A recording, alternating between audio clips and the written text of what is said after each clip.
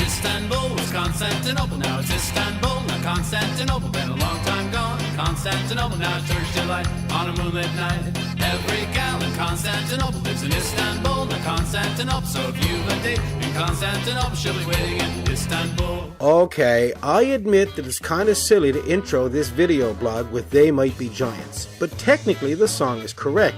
The city of Istanbul was once known as Constantinople, and me being the history buff that I am, I wanted to share some of that with you.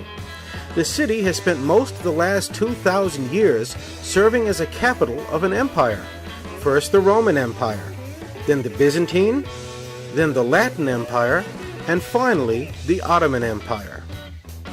The ancient city straddles the Straits of Bosphorus, one of the world's busiest waterways between the Sea of Marmara and the Black Sea. The city also lies on two continents. To the west, 2/3 of the city, including most of the financial and business districts, sit in Europe, while across the Bosphorus Bridge to the east, 1/3 of the city, mostly residential, sits in Asia. This gave the city incredible strategic importance, which means that for much of the last 2,000 years, Istanbul has seen more than its share of warfare. When it was first founded, around 660 BC, the city was known as Byzantium. Thanks to the Roman Empire Constantine I, the city was re-established as Constantinople in 330 AD. Then in 1453, after an 8-week siege, Sultan Mehmed II captured Constantinople and declared it the new capital of the Ottoman Empire, renaming it Istanbul. Now there are famous places to visit in the city, like the Hagia Sophia, the Blue Mosque, the Grand Bazaar, and the Topkapi Palace Museum, which includes the magnificent Sultan's Gardens. But for me, the highlight of my visit was to walk along the city walls. These were the walls that defended the city against invaders for centuries. But Mehmed II had a powerful new weapon, a mighty siege cannon known as Basilica, which was 27 feet long and able to hurl a 600-pound cannonball over a mile. Mehmed attacked out of the west, the only part of the city not surrounded by water, on Easter Monday, April 2nd, 1453.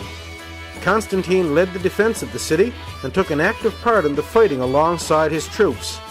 On May 29, 1453, the final assault was launched. Constantine XI rallied his few remaining troops and made a desperate last stand. He died in defense of the city. Legend has it that his final words were, "The city has fallen, and I am still alive." The death of Constantine XI signaled the fall of Constantinople and was the beginning of the end of the mighty Roman Empire. Within 3 years of his death, the empire was gone.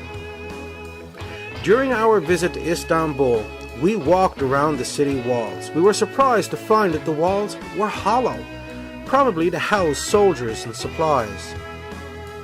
For one moment, try to imagine the battles that were fought here. Imagine the soldiers that were garrisoned within these walls, that lived, loved, and died in defense of their city.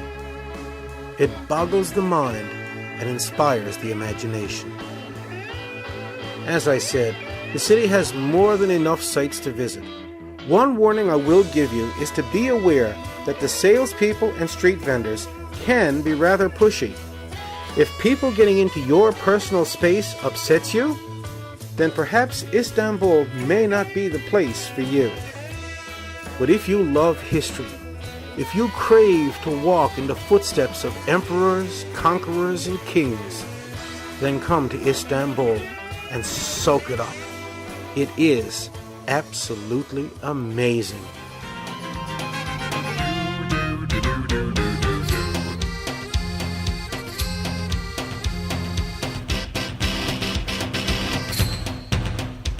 So take me back to Constantinople. No, you can't go back to Constantinople. Been a long time gone. Constantinople, why did Constantinople get the works? That's nobody's business but the Turks. Istanbul.